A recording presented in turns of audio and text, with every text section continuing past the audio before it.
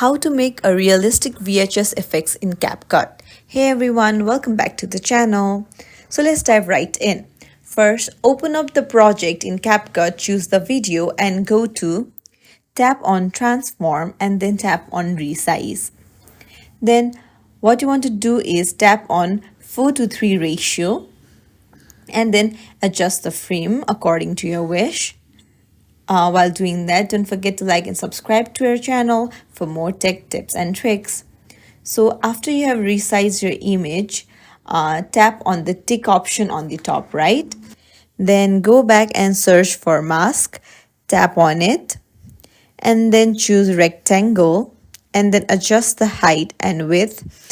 And you can also adjust the curves. So after adjusting the height, width, and the curve, confirm it. Then go back and search for effects. After you find it, tap on video effects and then search for jitter blur.